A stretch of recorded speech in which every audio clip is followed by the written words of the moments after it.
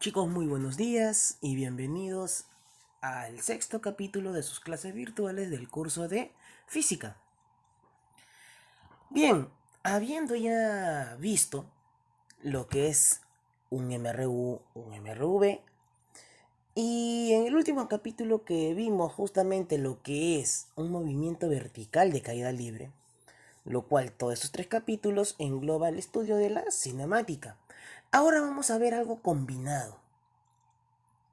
Combinado, así es, entre un movimiento vertical y un movimiento horizontal. O sea, cuando ocurren esos dos fenómenos al mismo tiempo. ¿Cómo se llamaría?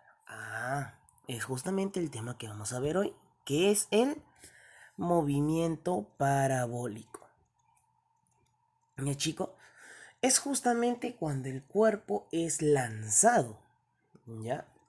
Este fenómeno solo ocurre cuando el cuerpo es lanzado con un cierto ángulo de inclinación con la vertical o con el suelo, como quieras llamarlo. Correcto. Muy bien, vamos a estudiar este movimiento el día de hoy. Recuerden, por favor, siempre acompañados del libro para poder tener una dinámica de la clase junto con el video. Correcto, chicos, empecemos. Movimiento parabólico. Es un movimiento compuesto. Son aquellos movimientos que están conformados por dos o más movimientos simples. Principio de independencia de los movimientos. Chicos, bueno, el movimiento parabólico me dice que va a estar conformado por dos o más movimientos simples. ¿Más, profesor? Sí, puede ser más.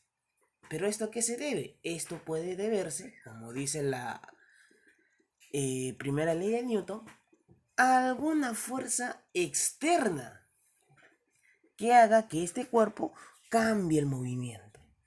Quizás ya no pueda ser una parábola, sino se vuelva, no sé, otro tipo de función. ¿Ya, chicos? Muy bien. Ahora, ¿cuál es el principio de la independencia de estos movimientos?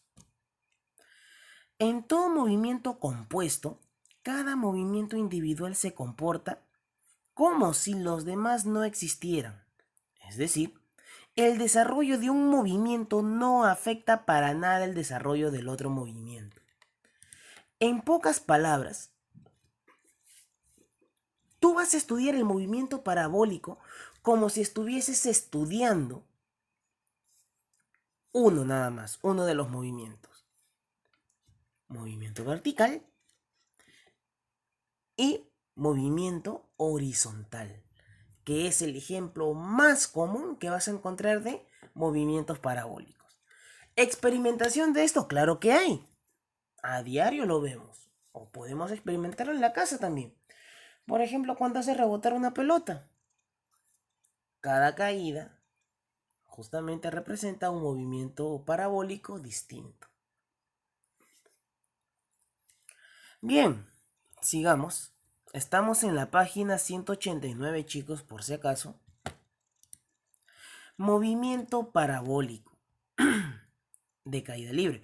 Es aquel movimiento compuesto que está conformado por un movimiento rectilíneo uniforme y un movimiento vertical de caída libre. Al igual que en todo movimiento compuesto, los movimientos individuales son totalmente independientes. Chicos, que esto quede claro. Los movimientos son totalmente independientes. ¿Correcto? Y justamente ahí vemos a lo que se refiere. Un ejemplo como un semiparabólico, ¿por qué semi? Porque justamente está iniciando desde su punto más alto. Y chicos, la velocidad en la vertical, ojo, acá ya vamos a hablar de velocidades en cada uno de los ejes.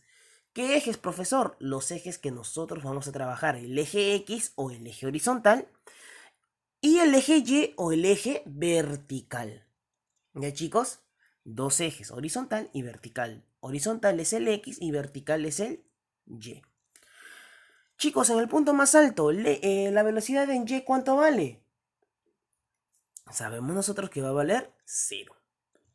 Ahora acá me dice dónde la constante K es la gravedad entre 2. ¿Será cierto eso? Si aplicamos justamente el tema pasado de los números de Galileo, vamos a ver que esto es totalmente cierto y lo podemos comprobar, claro que sí. Si nos damos cuenta en cada parte del movimiento, la velocidad vertical va a ir aumentando. Ahora, si la velocidad vertical aumenta y quiero sumarlo vectorialmente con la velocidad horizontal, eso me va a dar una resultante, ¿sí o no? Chicos, esa resultante, mientras la velocidad en Y crezca, la resultante también va a crecer. Profesor, ¿qué pasa con la velocidad en el eje X? Chicos, eso en el eje X o en la horizontal va a desarrollar un MRU. Por lo tanto, su velocidad en X jamás varía. Por eso ahí vemos que siempre se mantiene constante Bx, Bx, Bx, Bx. Correcto. Sigamos. Tiro parabólico. Chicos, en esto justamente lo que se va a basar el movimiento. Un cañón dispara un proyectil desde A con una velocidad v sub 0 y una inclinación θ, tal como muestra la figura. Por efecto de la gravedad, a medida que el proyectil sube de manera inclinada, se ve forzado a bajar, retornando al piso en B. Chicos, esto es una prueba, un experimento cotidiano. Si nosotros recordamos una imagen que vimos, no sé si en el capítulo pasado o en el libro pasado, de un avión que suelta una bomba. Primero lo estudiamos como cinemática, después se estudió como MRU o MRV y ahora vamos a estudiarlo como realmente es, un movimiento parabólico. Correcto, o semiparabólico como en la viñeta anterior. Este movimiento se va a caracterizar, chicos, por el ángulo de inclinación que tiene el móvil o el objeto que va a realizar este movimiento. El ángulo de inclinación debido a qué? Bueno, debido a la horizontal. Chicos, y ese ángulo de inclinación va a ser un factor muy importante. ¿Por qué? Porque debido a ese ángulo de inclinación, ese proyectil va a llegar a una distancia determinada y a una altura también determinada. Si yo quiero que llegue a mayor distancia, entonces tengo que usar una clase de ángulo. Si yo quiero que llegue a mayor altura, tengo que usar otro tipo de ángulo. Tengo que hacer que la inclinación sea más a la horizontal o más a la vertical. Ya, chicos, justamente, perdón, ahí vemos la imagen. Ese θ que ven ahí en la imagen es la inclinación de que les hablo. Justamente es el ángulo que está formando con el eje horizontal X. Correcto. Y ese es el movimiento que describe, ¿no? Si vemos en el eje vertical, describe una caída libre. Y si vemos en el eje horizontal, describe un MRU, tal como se muestra ahorita en pantalla. Vertical, ya sabes cómo hallar. Y horizontal, también ya sabes cómo hallar. Profesor, ¿ese Y cumple para cualquiera? No para cualquiera, chicos. ¿Por qué? Si se dan cuenta, la fórmula de la distancia siempre va a ser velocidad inicial. Y acá la velocidad inicial en Y sí la vas a tener. Correcto. Si a mí me piden en un segundo determinado, ahí esa fórmula varía. Pero si me piden en modo general, aplican la fórmula y ya está.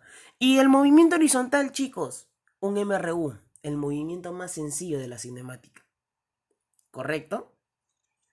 Un problema que te puedan tranquear con este tipo de movimientos es justamente cuando hay tiempo de encuentro. Dos proyectiles se disparan en forma parabólica y te piden el encuentro. Pero bueno, vamos a ver si encontramos un ejercicio así en sus libros. Chicos, primero lo primero. necesitamos captar bien este concepto. ¿Es algo nuevo? El movimiento sí. Las fórmulas o la forma de resolución simplemente es una fusión entre movimiento vertical y movimiento rectilíneo uniforme. Ya es una fusión a los Dragon Ball. Chicos, sigamos. En el punto A, los componentes de la velocidad, ¿cuáles van a ser? Chicos, si el ángulo siempre se va a formar con la horizontal, entonces la componente horizontal siempre va a ser la velocidad inicial por el coseno del ángulo que se forma, por el coseno de θ en este caso. Y la componente vertical en la velocidad va a ser velocidad inicial por el seno del ángulo θ. Chicos, vamos a ver de los gráficos. Del gráfico podemos concluir además que el movimiento horizontal, la componente b sub x permanece constante, pues de acuerdo con el principio de independencia de los movimientos, no se ve afectado por la gravedad que actúa en el eje vertical. La ecuación de movimiento horizontal estaría dado por distancia es igual a velocidad por tiempo. Sencillo, esa fórmula ya la conocemos. Correcto. La B me dice, el movimiento vertical se observa que la componente vertical de la velocidad va disminuyendo a medida que el cuerpo sube. Se anula en el punto M de máxima altura y a continuación cambia de dirección y va aumentando gradualmente a medida que el cuerpo desciende. Las ecuaciones vectoriales del movimiento vertical, ¿cuáles serían? Chicos, para la velocidad vertical tenemos ahí, para el desplazamiento vertical y la velocidad total del proyectil. Chicos, para la velocidad total me están haciendo referencia justamente al momento que yo sume vectorialmente Bx y By. Correcto. Si Bx es 0, entonces, si By es 0, perdón, entonces la velocidad resultante va a solo ser igual a la velocidad en x. Si no es 0, entonces vamos a tener que realizar justamente esa pequeña fórmula. A ver, recuerda, la velocidad es una magnitud vectorial que tiene módulo y sentido. La velocidad es relativa y depende del sistema de referencia. Chicos, esto es muy importante. Si nosotros calculamos o hacemos algún cálculo, en este caso de un movimiento parabólico, nosotros tenemos que tener bastante en cuenta la referencia del cual se esté hablando. En la mayoría de los casos, la referencia que yo voy a tener es un observador a tierra, que esté estático. Ahí va a ser sencillo. Pero si no me equivoco, como ustedes sí los voy a ver, y cuando ya llegue el momento de hablar de este tema, voy a hacerles recordar. ¿Cuál tema, profesor? Justamente, movimiento relativo, velocidad relativa. ¿Qué quiere decir? Que ya el observador no va a estar inmóvil. El observador va a ser justamente un cuerpo en movimiento. ¿Que también hay ejercicios así, profesor? Claro que sí. Y en algunos exámenes de admisión, pocas veces, la verdad, pero sí he visto. Correcto. Por mientras tenemos esa fórmula. Chicos, no lo vamos a usar mucho, a lo que he visto. No lo vamos a usar mucho, más que todo vamos a usar las magnitudes. Pero hay movimientos parabólicos en las cuales se resuelven netamente vectorial. ¿Ya? En su debido momento, bueno, si es posible, en una retroalimentación, nosotros vamos a explicar cómo es esta resolución. Y chicos, es mucho más sencilla que estar realizando ecuaciones. A ver, algunas fórmulas especiales.